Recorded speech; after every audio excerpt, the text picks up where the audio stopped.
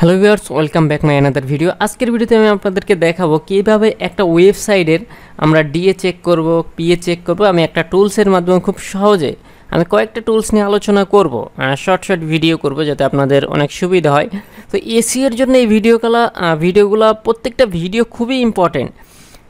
Total একটা ওয়েবসাইটের জন্য কি কি প্রয়োজন, কি কি চেক করতে হবে, এই টোটাল কাজগুলো কিন্তু আমাদের মাস্ট বি প্রয়োজন। তো আমি অনেকগুলো টুলস নিয়ে আলোচনা করব। আজকে আমরা দেখব একটা ওয়েবসাইটকে আমরা কিভাবে অ্যানালাইজ করব, তার ডিএ কত আছে, পিএ কত আছে। তো আপনি যদি আমার চ্যানেল নতুন হয়ে থাকেন প্লিজ অবশ্যই চ্যানেলটি সাবস্ক্রাইব করবেন, এবং যারা অলরেডি সাবস্ক্রাইব করেছেন তাদেরকে ম্যানি থ্যাঙ্কস। এবং পাশে থাকা বেল আইকনটি ক্লিক করবেন যাতে নতুন ভিডিও দিলে আপনার নোটিফিকেশন পান। তো তা চেক করার জন্য আমরা আমাদের গুগল ক্রোম ব্রাউজারটি ওপেন করব। ক্রোম ব্রাউজারটি ওপেন করার পর আমরা এখানে একটা লিঙ্ক দিই, ওয়েবসাইট SEOchecker.com। আমি লিঙ্কটা আমাদের ডেসক্রিপশন বক্সে দিয়ে দিব, ওখান থেকে আপনারা নিয়ে নেবেন।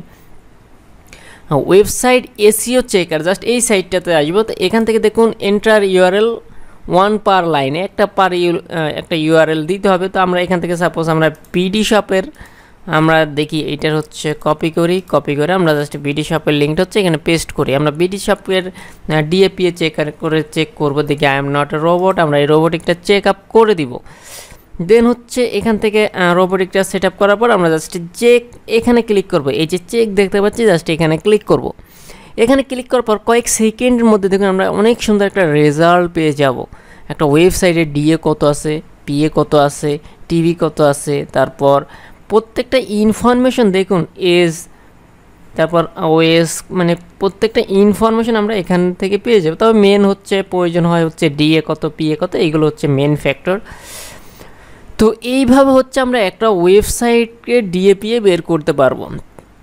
তো আজকের ভিডিওটা এই পর্যন্ত। সবাই ভালো থাকবেন, সুস্থ থাকবেন, এবং ভিডিওটি যদি ভালো লাগে থাকে প্লিজ অবশ্যই কমেন্টস করে আপনার মতামত জানাবেন। তো আজকে আমরা এই পর্যন্ত এখানেই শেষ করি।